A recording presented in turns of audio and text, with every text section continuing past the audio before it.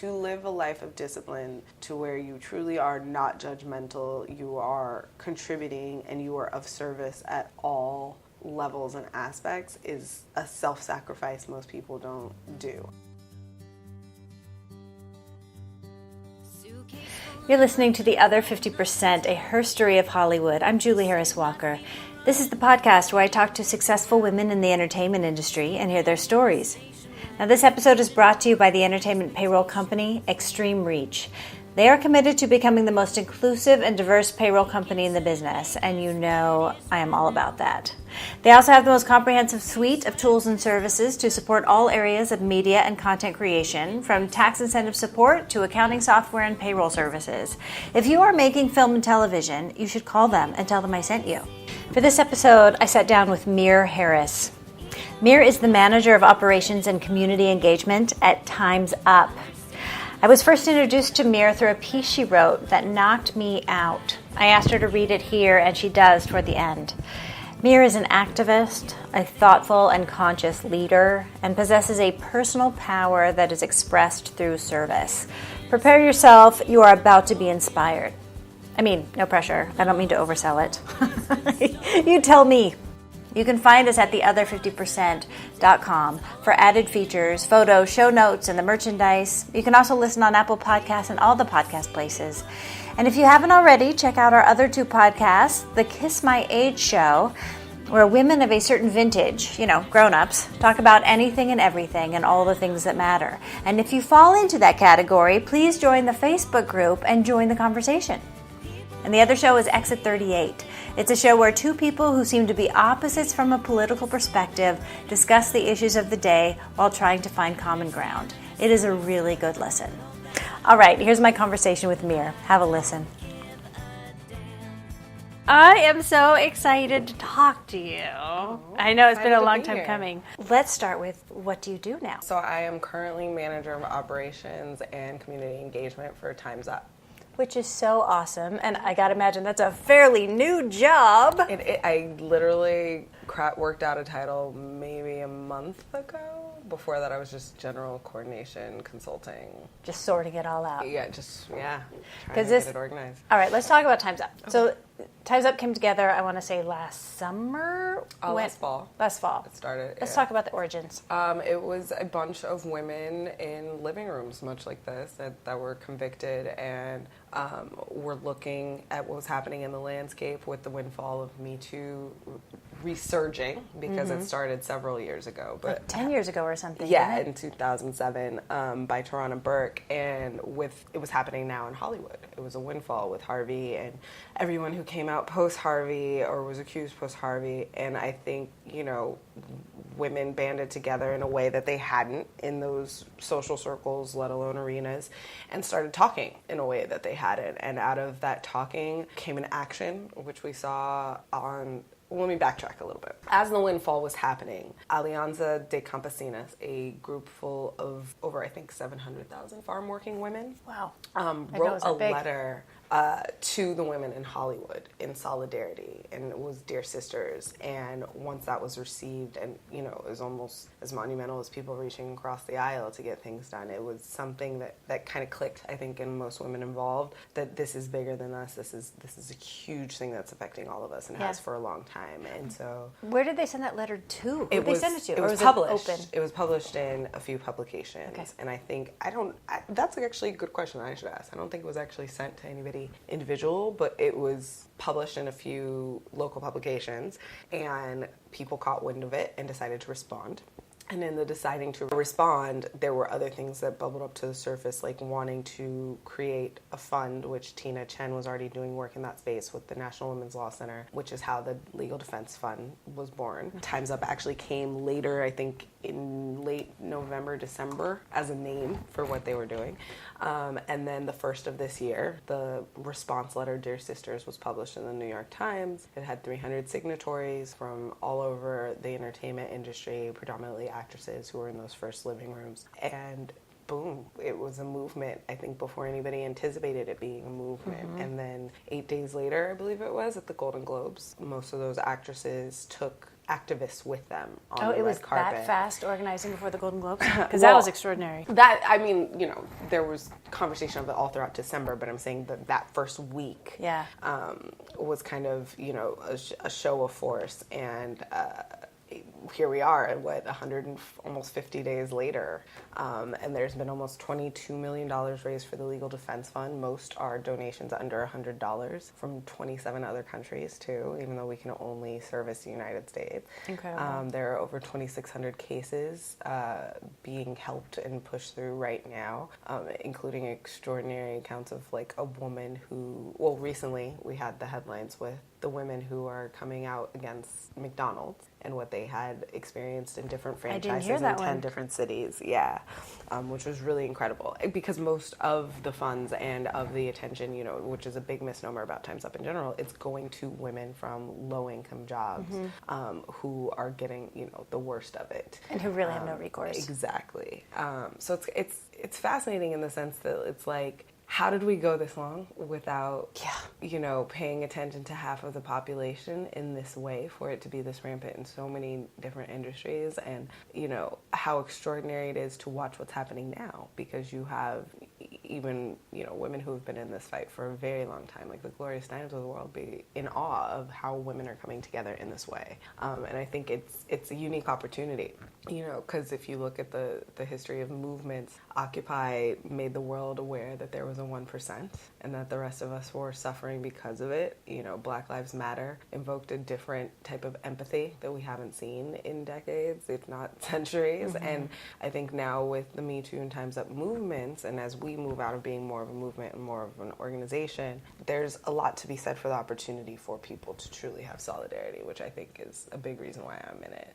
It is incredible. And when you see the power that women have just speaking and banding together, and there is a little bit of a reckoning of what took everybody so long. Yeah. But then I think we have to forgive ourselves because there was so much, I can't talk, my job's in danger, all of that. Well, it's just a conditioning. It was really interesting the other day. I was asked, why are we not rapidly bringing men into the conversation? To which my answer was, well, if there's anything I've noticed from women coming together, we have to learn how to come together.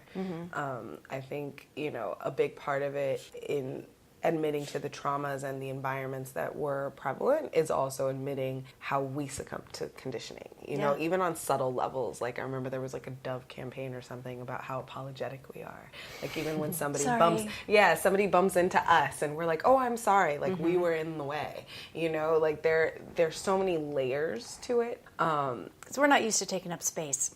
And even still, like even the cognitive understanding of it, like there have been so many studies done to where, men literally are emboldened to just like never question why could I not, or why could I not go for that job, or why wouldn't I be paid that much, whereas women will start to, oh, well, maybe I'm not the best for it, or I don't have experience, and we'll talk ourselves out of it. Yeah, I don't have all the qualifications, so I can't even try. Exactly. Or even, I've had very candid conversations with close male friends of mine, because to be honest, most of my closest friends are men, except for a handful, and they have been, going over their sexual histories or their interactions with women, and they're really great guys, questioning themselves, like, did I ever put somebody in an uncompromising position? And it's hard because it's like, again, it goes back to that psychology. Like, we will never know now in a moment of, passion or what have you, if a woman was questioning, if I don't do this, will I not be accepted like this? Or was it a genuine will? Like, oftentimes we don't even ask ourselves. And I think that that's what happened early on in these, living room conversations, is women have now more than ever been forced to confront their experience as a woman in ways that they have not before. And there's something to be said for that. Oh, for sure. And I think with Me Too, it made you rethink everything that you had brushed off or set aside or put in a box, and then been like, wait a minute. Absolutely. And I think if, Me Too was a necessary and is a necessary and healthy purge, I think that there's a lot of confusion in the landscape that we are the same thing. But I think if anything, what sets us apart is that we acknowledge we were birthed from it and we came out of that in that moment, but we are definitely trying to focus on the solutions so that there is no continuance of another wave of Me Too, that there 20 years from now that girls are not, and girls and women are not still needing to do that, because we've truly impacted culture and truly, provided solutions for the long run. So let's talk about the focus and the aim of Time's Up, because there's this legal defense fund, and that's to help women bring cases of sexual harassment in the workplace? Yes. And what else? As well as, it's a kind of like a three-edged sword. So pushing the conversations in the landscape. Like, for instance, there was an editorial that came out in the New Yorker about Cy Vance, and upon reading it, as an organization, we put pressure on Governor Cuomo, and as of Friday, we saw Harvey Weinstein get arrested. Now, do we claim all credit for that? Absolutely not. Did we, put pressure on a conversation in the landscape that force people to rethink some things and take different action? Absolutely. And I think that that's a big part of it, as well as evaluating the environments in these companies and these, and acknowledging that it's not just limited to Fortune 500s or entertainment companies. Anywhere a woman is trying to earn a living should be safe, dignified, and fair. That's not just us crying wolf. That's half of the population needing to take care of their families, as well as legislation. There's a lot of policy and law that is antiquated, that needs to be revamped. And that's not just in these arenas, that's everywhere. And so I think... And even new legislation being proposed. Yeah. Hello. Which is extremely some of it's problematic, some of it's great, some of it's being hushed. Like, there's so much to do. And I think... Yeah, that's the good news. There's plenty of work to do. There's plenty of work to do, and we are transparent about the fact that we are building this, with this budding community. Mm-hmm. This is not supposed to just be patriarchy in another form. This is a really awesome chance to improve. And by improving it for us and for women, we feel that it'll improve situations for everyone. Feminism is for everybody. We hope so this time around. Or it benefits everybody, I should say. It should. It definitely should. Now, I've also noticed that Time's Up is making a great effort to be really intersectional and representative. Yeah, absolutely. And I assume that's a conscious decision. I think that, people talk about words like diversity and inclusion in a general form, but if you don't have like an inherent understanding of what that means, like, I think we're constantly looking to see what voice is not in the room, and have it equally represented. There are trans women on our boards and our working groups. We are definitely aiming to have women of color, immersed in all aspects of it. And I think I've probably never been in an environment this dedicated to making sure that was happening at all. How great is that? Oh, it's pretty awesome. And I'm not gonna lie, it's hard sometimes too. Change work in general is hard. Like, people don't fundamentally understand that it's not necessarily for us. It's really for a child born today that will really feel, the change and the difference of environment. But literally, like, we are in such a segmented society to get all those boxes checked in general, to make sure that literally every voice is represented is a feat. It really is a feat, and I think that again goes back to like what's taken us so long to get to that level, to like even recognize it, and make sure that those voices are included. So it's awesome because it gives an opportunity for like a colleague of mine and I have been doing small gathers. They're predominantly like 20 women or less who have had no contact with Time's Up, and we just have a dialogue. And we present what we've been doing, what we've done thus far, and we open it up to what are we forgetting? What else do you see from the outside? And I don't think that most people in general do that, let alone while they're building something. So it's great. And you came to this work, like, you've been an activist your whole life, haven't you? I guess you could. I'm a third generation. I think I've been fighting for things third generation since activist? I was a kid. Definitely was never taught to sit down and shut up, that's for sure. Okay, let's talk about kind of your history and how did you come to Time's Up and what did you do before? So I have been in entertainment since I was a kid. I was on the talent side growing up, as most Los Angeles kids are. I'm originally from the Bay Area, but I grew up here. And as most of us do, I ended up working in entertainment on the music side. And I guess like now looking back, and it's interesting because you don't really realize until moments of reckoning. It's like, even when I got here, it's like, oh, this is why I've done all of these different things for this moment. I literally kind of lived most of my adolescence post-college in just kind of a wave of like, I need to stay close to the things that I love, which were being creative and creation.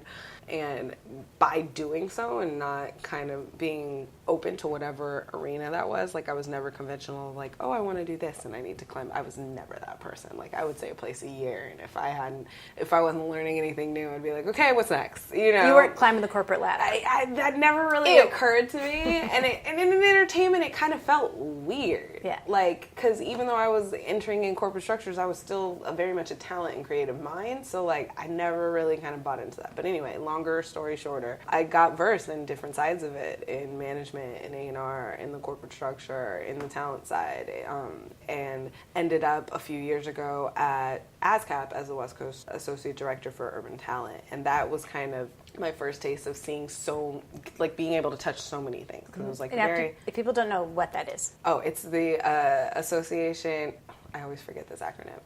I know, because whoever says what it is. Right, whoever ASCAP. says it all the the way Musicians out. Union? Oh, it's like SAG for musicians. Okay. If you don't know what SAG is, the Screen Actors Guild. So ASCAP is the Association of Songwriters, Composers, Authors, and Publishers. And basically it is performance rights royalties for those creators of those works. So if you're a film composer and you're scoring a film, everywhere it's played publicly, we collect on those royalties and pay just as much as if you're an actor and your show is shown on a channel, they collect those royalties and pay them to you. So it was an interesting interface of like everything from the cream of the crop in the music industry and the highest earners to those starting out and really in need of resources and learning the business. And I think it was my kind of first true lesson in that most of the entertainment business does not serve the people who fuel the business. Who create. And by that I mean, we seen it with the writer's strike years back. We've seen it in many different forms. And, now we're realizing how much women are completely left out of it. Yeah. But it was interesting, and it was public. And I think that experience of dealing with creatives whose entire being and dream is wrapped up in these things and taking that on a daily basis was a lot.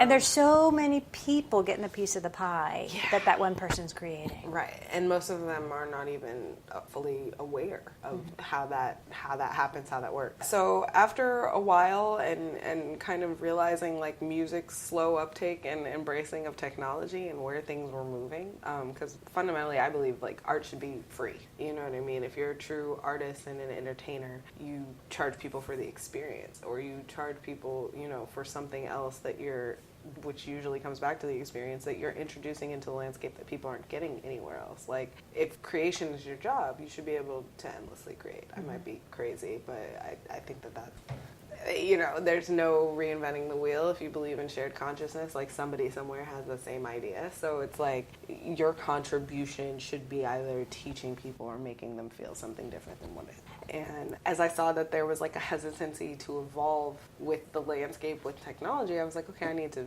figure this out. And right before that, I left ASCAP in 2016. So in 2014 was when Trayvon Martin verdict came out. And I found myself out in the streets, like with the first few people that day. I remember, like, what the hell? Yeah, I remember asking a couple friends to go with me. They all bailed. I ended up out there by myself. And within hours had this really crazy experience where I was at the other end of a rifle with a cop, and it kind of clicked to me, okay, well, this can happen to me, and I've got a degree and a career and have done everything right. And I was literally just... What happened?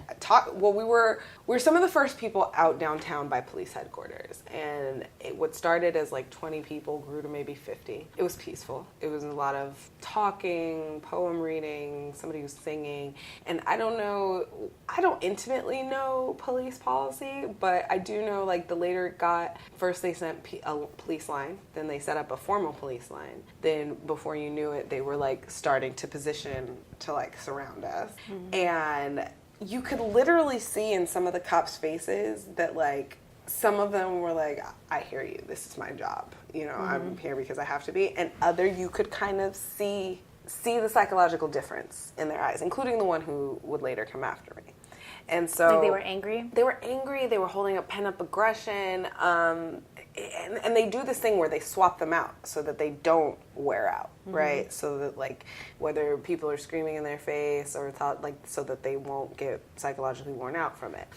And there was this moment where literally, like, I don't know, there were 2 or 3 of us just kind of walking back and forth doing, the chants of most protests. Nobody was touching him. Nobody was armed. It was completely peaceful. And then literally one just snapped and, like, shoved one of us back. I got shoved back by the throat. And then, of course, you have people, like, jumping to defend and then defuse, and it escalates. And then now they're starting to push us to the street. And there was this moment where I guess a reporter who had been there, like, covering it, got knocked down and hit, and they, like, rushed her into the police headquarters, I guess, to, like, defuse the situation.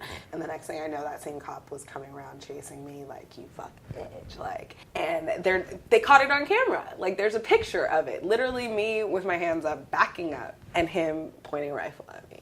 And it just kind of... That's scary. It was super scary, but then it was also kind of like, this is what we're living in. This is what we're dealing with. Yeah, this is what we're dealing with. And I went out the next night, and that started a whole cycle of literally being on front lines until my family was like, you have to step back, and here's why.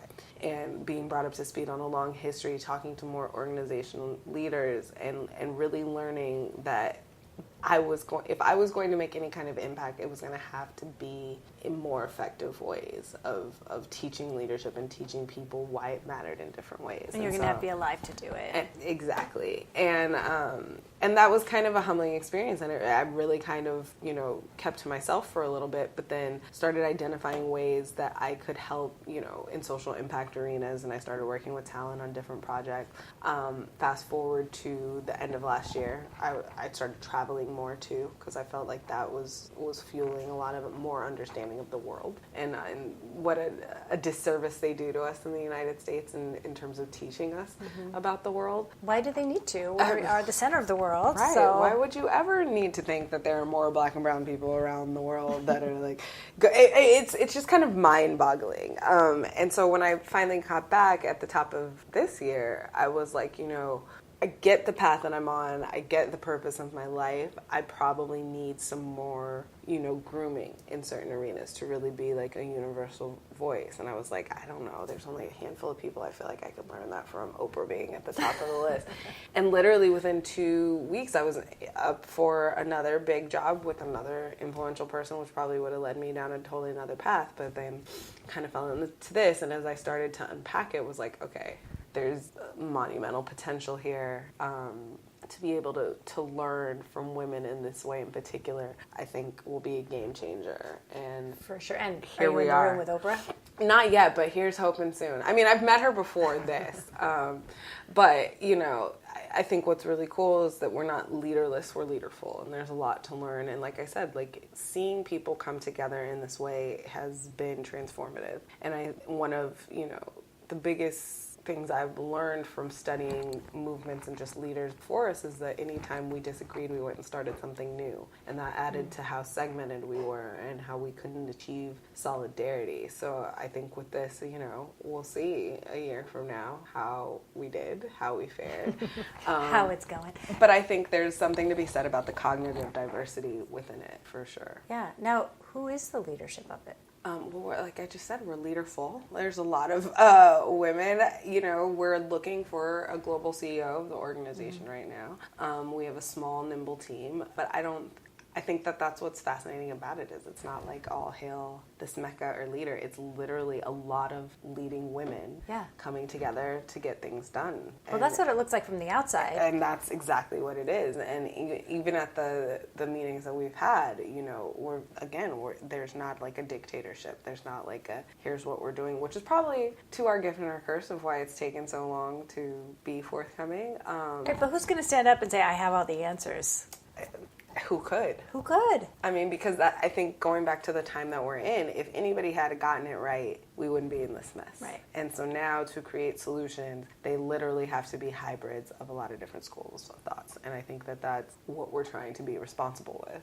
Yeah, and I've heard from a lot of people who are, in the meetings. I've also noticed there's a lot of care around the message. Like no one wants to say the wrong thing or represent it in the wrong way. So I've noticed that people are very careful about, let me make sure either I'm saying the right message or that I have the right person saying the right message. Well, yeah, I mean, I think even with this, and it's funny because initially we had talked about just talking about my story, but like it's unavoidable to talk about Time's Up and talk about it, so I get it, but I very much look at these as speaking as Mir, who happens to be within Time's Up, because and even when you see people tweet or hashtag, or I mean that's the nature of a movement, is it's going to mean to people what it means to them and how, because we all feel like we own it, and to an extent like we do, what I mean, and that's kind of what I was trying to illustrate, in that like if this is something that could house me and the complete antithesis of me, that is a win. Yeah. You know what I mean? And to get something granularly simple in that way that both of me and this anti-mirror, for lack of a better word, can agree upon is a feat in its own. And I think that that's why people are so careful with it. And people don't know what they don't know. So, I learned through this process that it is offensive to the disabled community to say, I stand with you in solidarity. Like, I wouldn't have never even thought of that. You know what I mean? Yeah. What do you say? Like, exactly. Finding new language. We support, it's difficult to figure out language that really encompasses everyone. Now, I know the Women's March has been criticized for not having room for conservative women. How are you addressing that? Well, to that same point, I think that's where the diligence comes from, in that we, if you notice, we're nonpartisan, we're not leaning, this has to be something that will house the most conservative and the most radical in a way for true progress, because we have no other choice. We have to. We have to. I love that. Even if it's not us, even if this births something else that's better, we have to. And what you said about how when we disagree, we start a new organization, that happens so much. And doing this work, I've now discovered, 50 different women's organizations in Hollywood. Yeah. Do we need 50 different organizations? I mean, and I think that's part of the course. For instance, even with the Mir Kelly action that the Women of Color within Time's Up just did, we supported another grassroots organization and initiative that was being run by women of color, Mir Kelly, that was started by two women who had convicted themselves to do so a couple of years ago, and we got behind it and amplified what was already being done. We're not enough already with the R. Kelly but we're interested in reinventing the wheel. Yeah. You know what I mean? Another part of it is there's a need to answer these questions when people are like, oh, how do I find a female DP, or how do I find diverse female writers, or this, that, and the third. How do we have a tool that provides that? There are 50 some odd tools in the landscape. How do we create a kayak type of thing for them so that everybody can, access that information? How do we get to a place where we share information? These are all, I think, human feats and challenges that are not just conducive to women, but that we have to address in a way that's bigger than just our personal preferences or opinions or this, that, and the third. If we're really trying to level out the landscape, those personal details don't matter in the sense of what is the best idea for everyone, what is for the greater good for real, as opposed to a small group or a segment group or this, that, and the third. And again, that therein lies the work, I feel like. Yeah.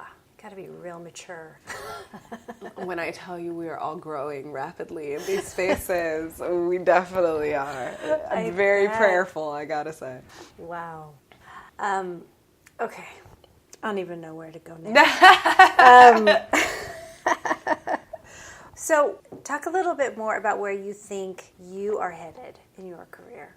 To be quite honest, I try not to think about it. And by that, not I'm just aloof and just running through. I think that self-sabotage is a real thing, that we psych ourselves out of a lot of our power in general. And if there's anything, I try to bring my journey down to the simplest form. So I have proven to myself that I can go anywhere in the world and talk to people, and not just talk at people, but have actual connections with people, which I feel like is a superpower. Because a lot of people, particularly in the United States, whether we're conditioned to or not, do not have that luxury. And I say luxury because on the one hand, it is the most natural form of, I think, like mental health that we have to connect to people and know that you're not alone. And then on the other hand, to have lived a life experience to know the true difference between energy. Like now it's like a buzzword and people, but I realize the more it becomes trivialized, the more it becomes a buzzword, the more it becomes trend, the farther people get from understanding it because we have these fake tools to connect us, right? Yeah, I was going to say, it's the thing we're missing. It's the thing we're missing. We're more connected than ever, and people are more lonely and isolated and hurting than ever. Yeah. And I, going back to being like a superpower, I feel that my entire life, like I have journals from when I was like 7, and I was still talking some of the language I talk today about helping humanity, restoring humanity, teaching things that are humane. And I read this great quote yesterday. It was like, if you're not a leader everywhere, you're a leader nowhere. And it really kind of struck with me because to live a life of discipline to where you truly are not judgmental, you are contributing, and you are of service at all levels and aspects is a self-sacrifice most people don't do. And I'm not gonna lie, I'm still working to get there. It's definitely a process, but in having compassion with myself, I know I'm further than most. And so I say that super esoteric explanation to be that I don't know what form it will take, but ever since I changed my prayers from being for things than to being of use, my life has opened up in ways that I can't describe. And why I don't think about it is to realize and have moments where you're like, wow, I'm in a room full of influential people and I'm influencing them, is possibly the fastest way to psych yourself out. Oh, I think as you were saying this, I'm thinking if you could see right now where you are in your power in 10 years, you'd be so freaked out you couldn't go to work tomorrow. Probably. Probably. And it's funny because I joke, my mom says that, she's like, you don't know how powerful you are, and I was like, I think sometimes I do, like that Marianne Williamson quote, that it's, That's the most frightening thing is that our deepest fear is not that we're inadequate, it's that we're powerful beyond belief. I think that's real. And I think that, those of us, it's interesting to watch how people digest glimpses of history and pick and choose the pieces that they want to admire or position themselves like, and forget the day-to-day in between. You know what I mean? Like, they forget that upon his death, Martin Luther King was one of the most hated people in the country, let alone the world. Like, there are so much left out in that gap. And I feel very grateful and fortunate to intimately know my darkness, to know my light. And I say that to this end, and to the answer of this question is that I don't know because I don't think I'm supposed to know, but I'm supposed to focus on that light and protecting that light and building that light and, overcoming said darkness, so that by the time I get to a place to truly affect people in a real way, I'm not infecting them. And you'll be ready. And I'll be ready. And again, fortunate to have a really awesome tribe that kind of coaches me through that. Like, humility to me is not dimming your light for other people's comfort. It's being able to do the self-work necessary to do whatever you're called to do. And I think that's how I show up. You know what I mean? Like, this work in particular is hard. It's frustrating. There are moments where you want to pull all of your hair out. But, it'll keep coming in different forms until we truly affect humanity in that way. And God forbid it comes in a tidal wave or, a nuclear war and like we're in Terminator days and have no choice. Like, hopefully we can get it together before that. Hopefully we'll take the hint. Right. Hopefully we'll take the hit before that. But, I think that I can't think about 10 years from now. I have to be present in where I am right now because life is made up of those choices. And if I'm not soundly making those choices, I can end up on a very different path. So yeah, that was a roundabout way of answering, I hope, somewhere good. About what do you want to be when you grow up? Right. Do you have a spiritual practice? I talk to God. I, like, as weird or as on point That's as just that may simple. sound, I talk to God. I feel like sometimes religion muddles the message. It's full of just as much interpretation as everything else. And I definitely have moments where I have to quiet out the noise and make sure I'm hearing God's voice more than anything else. Do you meditate? I meditate a lot. I need to meditate more. But I think Everybody does. Everybody needs it. And you know what's interesting about it too is like people think that there's like a right and wrong way. I think meditation is different for different people. Like it really depends on your mind. But whatever unequivocally connects you to where you know. Like for instance, my intuition to me is God, like steering me at different points. And I can't hear that if I don't know how to quiet my mind and quiet out other people's input and quiet out the distractions that are going around. And so that's a practice, and really taking the time to do so for sure. And what does that practice look like for you? Most of the time it's like waking up an hour before my alarm's supposed to go off and just talking to God, like literally just like having a conversation, trying not to rabbit hole, you know, or I'll use guided meditations and vibration sounds that help, that are really weird. Like you feel the difference. Even with Reiki, sometimes there are like YouTube videos with Reiki, or if you go and get the work done, that you can literally feel the difference. And similarly, there are moments when I'm making those choices and when I feel that I'm forever changed in a moment or by something that has happened, that it almost feels like in that movie Butterfly Effect, where you see his brain like reshaping. I don't think that people pay enough attention to how they feel. Like they pay a lot of attention to offense or like when they're not feeling how they think they should feel, but they're not paying attention to those moments. And I try to be keenly aware of it. Do you ever have those days where you hear, like this happens to me, like I'll feel the nagging of you need to meditate right now because something's coming, and I'm like, shut up, I'm going to look at Facebook for 10 more minutes. But see, I've had to start to get unapologetic about those. And they come in different, it might be you need to meditate, you need to leave this place. And I think that's one of the dopest things about being an adult is you don't owe anybody an explanation. Like you follow it. I follow it. Like I joke, me and my friend have this joke that like if there's not a parking space right in front, I'm not supposed to be there. and usually 9 times out of 10, if I like fight to find parking and get in there, it's either like a bad experience or something that I didn't need to rehab. Like I fought my intuition. Yeah. And so I now am walking through that experience and I try not to fight it anymore. Honor what you're feeling. Like literally, like if I've driven all the way to places and then just turned around and left and gone to read or meditate or do something else to fortify myself. Because that's the thing too, is like we get, taught we have all these obligations and all these life happenings for our friends and our family and this, that, and the third, and we're always last on the list to restore ourselves. And a lot of times those people are like pulling on us and draining us and getting whatever they love out of us, whether it's that good energy or delightfulness we bring, and nobody's filling us back up. And if nobody is, you're the last person that has to. So right. I try to try like anybody to achieve that balance. It's another work in progress, but you do notice the moments where it all kind of comes together and you're like, okay, that's why I needed to. Yeah, and if you're paying attention, you'll see it every time. Oh, absolutely. And it's funny, LA is a city where you can take classes in 35 different kinds of meditation, and just driving over the hill at rush hour will make you crazy. Trigger you. Like there's everything here. Yeah. People, what's fascinating about humans, and I don't say this like I'm outside of it, but just humans. You mere mortals.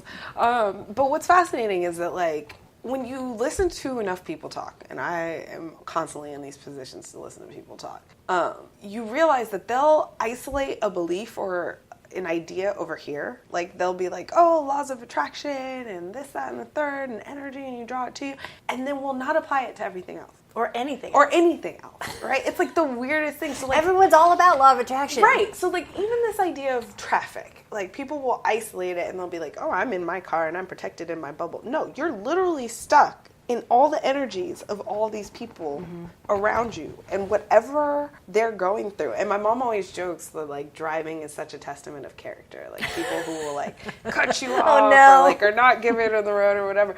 But to that end, it's like you might be having a low life condition moment where you're like, F my boss, I've got to get to this place and my kid is calling me, and it sloops to that little moment and now it affects everybody around you. And I think that it's really, human behavior is really fascinating because I think as much as people want to be downtrodden and be like, oh, things are so bad right now, I think we're just seeing the worst of ourselves so that we never get back here. And I think that on a broader and universal scale as well as an individual scale is really kind of the time that we're in. And I think most of the times when I am meditating or I am praying or I'm talking to God, it's really from a place of, like we mentioned earlier, like being exposed to other greats and learning what to do, what not to do, and wanting to be ultimately, responsible with the gifts that I've been bestowed and the chances and the opportunities that I've been given to truly affect people. I think that's a huge undertaking, and it's, whether you're running away from fame, sometimes your life will lead you to places of where you're known for what you're supposed to be known for, but it's also very overwhelming and it takes preparation. And so I try to lean into the silence as much as possible to do that.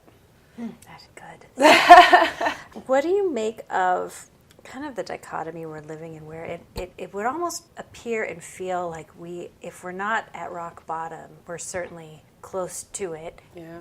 And the opposite reaction of this resurgence of we're gonna change all of this. Yeah. Well, I think going back to what we were saying earlier is like, you got to know what you're in it for. And when I was, illustrating how change work isn't necessarily for us, like I joked to my mom, I'm prepared to go to bed or to die exhausted, knowing that hopefully my future children won't. I've come to that recently of, we're not going to fix this in my lifetime. Yeah, we're not, like, you can't. Okay. It's an awesome bonus if we do. Right. You know what I mean? But that can't be the expectation. But we can't go into it for that. Because if it was took me a while to get that. If it was as easy as a finger snap or a few conversations, we would have been fixed things. Be done already. We would have fixed a whole lot of things. Now we're in a place where, like, all of these different leaders, like, for instance, I was at a retreat with Harness a month or so ago, and it was all these leaders from all these different organizations and movements coming together to figure out how to work together. Essentially, it was teaching artists how to be activists and activists how to work with artists and where the two collide and how we can kind of bridge these gaps between these conversations. And we had this awesome training with this woman named Priya Parker, who just wrote this book called The Art of Gathering. I think it came out like a week ago. And she was demonstrating that, like, the heat is necessary. The heat we often run away from within conversation or debate or talking about issues. She said that the most offended, the most hurt in the room cannot dictate the space, because if we do, we'll never get to a place that we need to, right? And now a lot of times it's either the party that feels most guilty and doesn't want to face the hurt, or the party that, was unaware and feels ashamed of their ignorance and doesn't want to, like, know how bad, whatever it is. The people who do not want to face their dark to know their light. Mm-hmm. And I think that for some people, things have to be completely at their worst so that even they can't create an excuse or so it's undeniable. A delusion. It's undeniable, you know what I mean? And even when Trump won, I had friends who were, like, slipping depression and, like, and I was like, maybe this is a wake-up call we needed, you know what I mean? Like, maybe people have to see what they thought wasn't possible, like the lowest of our low, to really realize, no, hate's still alive. Our country is uneducated to know the difference between what is and what isn't, and people are not talking enough like they should in general. It is an exercise in contrast. It is, and and to that same point, if everything was hunky-dory all the time, how would we appreciate it? Like, I think that sometimes in life, and we're realizing this collectively right now, you have to know the other side to appreciate what you actually want. Mm-hmm. And in this country, I think that we've swept a lot under the rug, and we haven't truly evaluated. Like, it's crazy that we have a governing body, the Constitution, that is the same as it was hundreds of years ago, when some of us weren't even considered human. Mm-hmm. Like, it protects gun owners better than it protects women. Yes. Like, that's kind of problematic and antiquated. Yes. You know what I mean? And really diving into why we haven't revisited our structures. Well, it benefits the people who have the power. I mean, and not just in this country. Like, we look at the way the world and global warming and things are affecting us. Like, capitalism, for instance, was never supposed to look out for humanity and human survival. It had nothing to do with it. So, we have to make some decisions in the near coming days of who we want to be as a people. And I don't think that that's just the United States. I don't think that that's just major superpowers in the globe. I think we're facing things bigger than us, and it is a ripple effect. And that dichotomy is very real because, again, people will organize energy over here. They don't understand this collective energy that we're putting into the world and literally killing it. Yeah, I've been feeling like we're being given the opportunity to make a choice. Absolutely. And I think it's really interesting, people talk about being woke and the awakening. I think that we're just in a time now where you don't have choice. But how you cope with your awakening is kind of the choice. Do you succumb to, how depressing the state of affairs are, or do you use that as strength to become a change agent? And we'll see, I guess. And what do you do on any given day? Right. I mean, some days maybe you have to stay in bed. And the next day you got to get up. That's real. And that is really real. And taking better care of each other in general, too. I think that, we're really seeing with this mental health crisis that's happening right now. And I say crisis because that, again, is something that has been just ignored. For the mental state of the population is at an all-time low. It's just you drive around Los Angeles and there's so many homeless people, and why are we not talking about it? Homeless people, these people that are shooting up schools, these people that are there's just so much pain that we're not addressing, and it's because people don't come out of their bubble to be like, oh, this change is going to be for me, or they don't realize how much empathy and compassion goes towards the bigger picture. It's like Oprah did that segment. She's working with 60 Minutes or 2020, but CBS, whatever the new show is, where it was the town she grew up in and the mental health workers there, and now saying 60 Minutes. 60 Minutes. They're saying what happened to you rather than what's wrong with you. Yeah. Changes everything. Absolutely. And we don't think of it, whether it's even when they were showing all the shootings, I had to stop physically watching. I mean, I got rid of cable and everything else, but I had to stop watching the clip because I was literally feeling it. I was literally feeling what it was doing to me mentally and emotionally. And whether it's fiction or real life, we're pumping these images into people's brains every single day and don't understand how they're getting numb to it. That's well, you almost have crazy. to numb for your survival, and at the same time, I feel compelled to watch I Should Bear Witness, but you can't watch it all day. You can't, and there's so much of it. There's so much.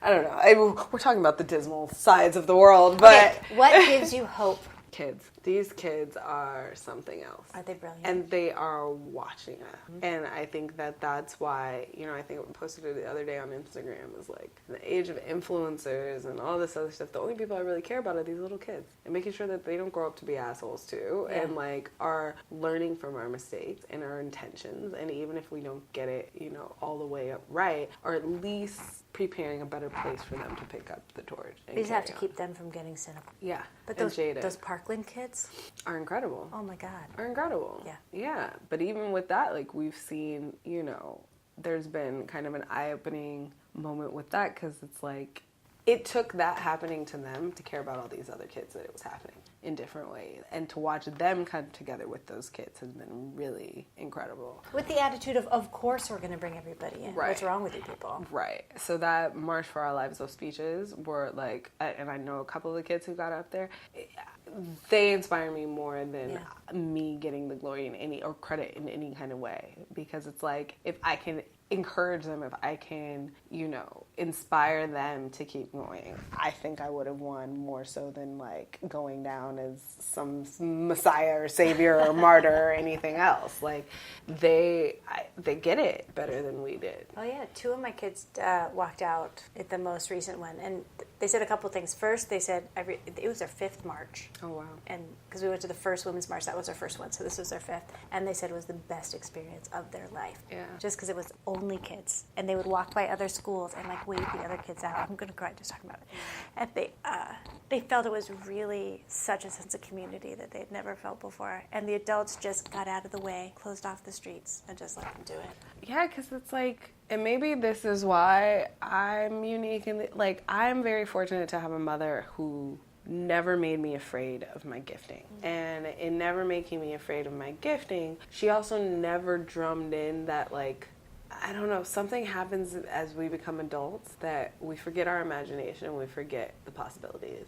Whereas kids have a fearlessness and a, well, why not attitude that I don't know if it's somewhere between, striving for stability or wanting to be a responsible, upstanding adult or trying to subscribe to a life prescription that doesn't necessarily make sense for everyone. Yeah, like we go buy to into school. the establishment, and now they come out with so much debt, then they're trapped. Like, you can't even get out of the debt within 10 years of working for a crazy job. Like, they haven't had that drummed out of them yet. And I think that, if we can create an environment where they don't have to, it provides for a better future. And I think that, and watching adults before you, actually try to do so, I think is more encouraging than previous generations. Because it's like, my grandmother's generation wasn't taught to talk about it. My mom's was very damn the man. But then, most of them got tired of that and leaned into cushy middle class, too. So it's like, where did that leave the rest of us? And then, boom, we had the internet with endless information. And how do we, combat that? Because literally, we stopped teaching a population to critically think and gave them the keys to Pandora's box to all the information that they wanted to have. At the same time. At the same time. And here we are, at decades out of that, and look where we're at. There's no standard anymore. There's no bar for common decency. There's no truth. It's literally the Wild Wild West everywhere. Yeah. And at the same time, there is. Going back to Parkland, that school's doing something right. Those kids are educated. Yeah. And know what they're talking about, and have access, and know how to harness it. And yet and still, somebody was that isolated. Where, I don't know, I think we're just in an overhaul of examining human behavior in general. And I think that this is one of those moments, God forbid, doesn't get lost in the time dash, but that we record it accurately in a way to where nobody has to learn this harshly in the future. It does feel like we're in a pivotal moment of history. For sure. I mean, I don't know if every generation feels like that. I'm sure Gloria Steinem at the beginning felt like that too. But even for her to be like, I've never seen this. Yeah. There's something to be said for that. It's something. Yeah, and I think that that's hard too when you're in it. I mean, here, what is this? It's June almost. June starts tomorrow, May 31st. What are we? May 28th? We don't even I don't even know what day it is. May 28th. May 28th. Come People August, hear this in August. It might be a whole nother ballgame. Yeah. And that's the gift and curse of it, and that's exciting and scary at the same time. Is that literally every day? Oh, as our institutions are crumbling around us, every day we are making moves and causes towards the future and manifesting it, and those choices are I guess what inspires me. Okay, so that was the answer to what gives you hope. It's the children. It's the kids. I know that's kind of cliche, but it no is. Pressure, kids. It no is pressure. the kids, because we were the kids at the end of, in the 80s when that was the next transformative time, and most of us are the ones leading now. Yeah, and that's interesting. You know what I mean? Whereas things might have been quieted before, there's no ending this now. No, there's no going back. And there's no turning into Handmaid's Tale. We can't. I mean, part of the grip of that show is it's set a year and a half from now. Yeah, absolutely. It's amazing. And then now that they're showing how it got there, it's this isn't too outlandish. Oh, and I'm reading in the news every day fertility rates are going down, and people have a lot of ideas about how to fix that, which are Handmaid's Tale ideas. Oh, it's bananas. Yeah. And all my friends are rushing out kids, and I'm like, nah. Oh, wait. Just so things get a little bit better. Now, I was introduced to you through a piece you had written that someone read at a meeting I was at, which I would love to have you read that. Okay. To the emerging leaders of the Time's Up movement. It's hard not to notice what a time it is to be alive right now. While time may confine evolution to major change highlights and points on a timeline, history leaves out the moments of choice that manifest the future. We have a chance to make herstory with our choices at every meeting, exchange, and engagement. So here's what I've concluded thus far. If history was intended to only care about the 1%, or a sole individual, herstory knows that through the many we can achieve beyond what any one individual can conceive.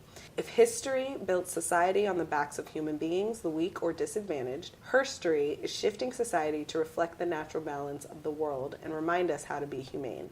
If history told beautiful lies to control, herstory is facing ugly truths to get to a more beautiful future.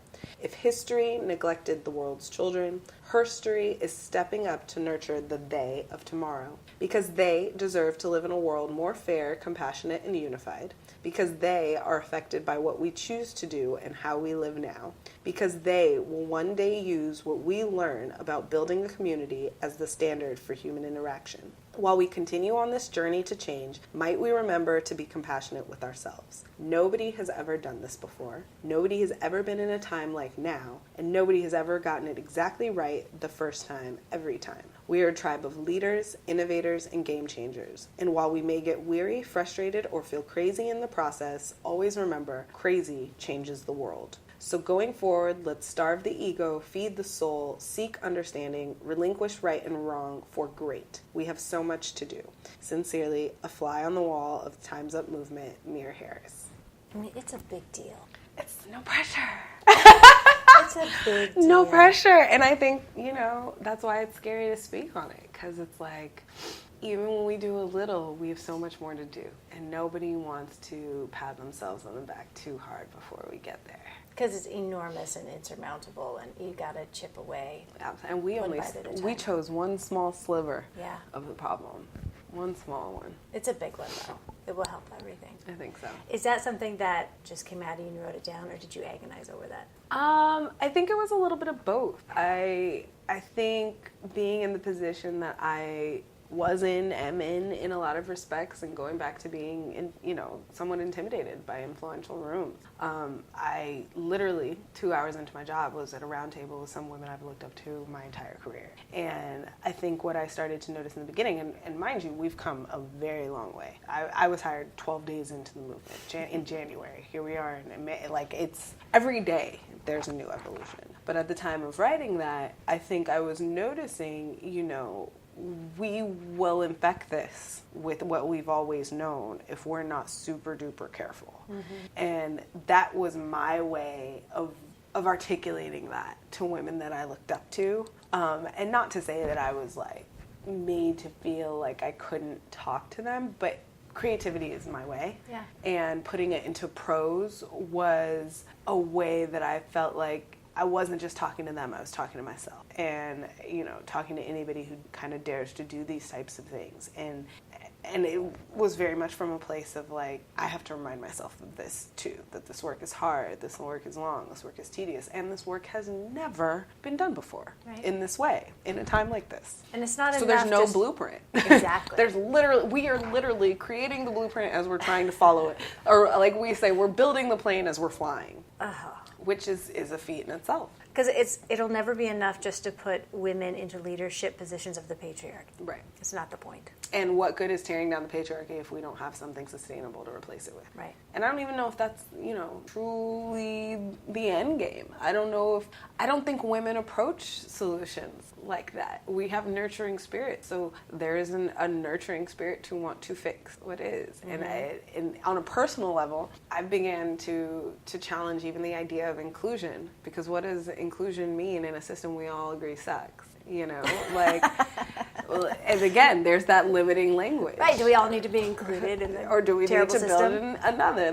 These are things that I think that collectively we're evaluating. And this is hard work. And it's hard work. And no one person has I wish Jesus would just choose to come back now and just be like, oh, here's what it is. And we'd be like, oh, okay, great. We wish Oprah could just lay out or the just blueprint. Oprah just be like, boop, here it is. We've been thinking about this for years. No. Here's what Maya told me. There's no easy answer. There's no, monopoly on information right now. The landscape is wide. And I think it, again, coming back to the psych yourselves out, there are no coincidences. And there is a reason why all these women are talking on a daily basis and really trying on a daily basis. And I think that there's a divinity to who, is convicted to do the work on a daily basis. And there's a reason everyone's here right now. Yeah. We are the ones we have been waiting for. There it is. And we owe it to give it our best shot, for sure. Is there anything we haven't talked about that you wanted to say? I think going back to like who is the leader and all of that, I think that who's the boss? Who's Time's the boss? up. But that's the cool part about That's it. the point. There's no overt dictatorship or ownership in that way. But I would say that oftentimes in doing work for the good, sometimes people think that you have to be invited to do so, and that's fine. Some people will always think that. But I think with this, you can start Time's Up in your living room too. You don't have to be acknowledged or recognized by quote unquote the right people, because there are no right people. You know what I mean? Like I think now there's a little bit of a different conversation because the logo's trademarked or this, that, and the third. But the intention, the sentiment, you can be in your office anywhere and talk to that woman across the room that you've never talked to, or get all the women in your office, whether you are familiar with them or not, to just go have a conversation about what experience is like. I think that those things go a lot further than people acknowledge. And, there is change work on a just simple gesture level that I think that initial ripple seems small to you, but by the time it gets all the way out, it's a huge wave. And I don't think people pay enough attention to that, which is why we started the small gatherers, which is why we've been encouraging people in other industries to like advertising, press, soon hopefully music and medicine and all these other things will start up. UK, Italy is starting. Like, these are women who in their own realm have nuances that are very different than ours, but are coming together and talking. And I think that, if anything, is where you start as we try to get toolkits and all these other things together. Is just literally start having conversations with women, and genuine conversation that have no gain, that have no, hidden agenda, just are literally women connecting with women, because that's a big part of the culture shift. And I think that is what it will take, more so than anything we can ever do. Yes. So, yeah. Thank you so much. No worries. Thanks for having me. It's fun. You've been listening to The Other 50%, a herstory of Hollywood. I'm Julie Harris Walker. I'd like to thank Mir Harris for sharing her story, and also for so defining what herstory means. I think that's really helpful. And special thanks to Jay Rowe, Danny Rosner, and Allison McQuaid for the music. Please find us on your favorite podcast provider and leave a review. And of course, on our website, theother50%.com, all spelled out, for added features, bios of our guests, and the merch. You can also follow us on all the social media platforms, and also go subscribe to Exit 38 and the Kiss My Age show. Thanks for listening. See you next time.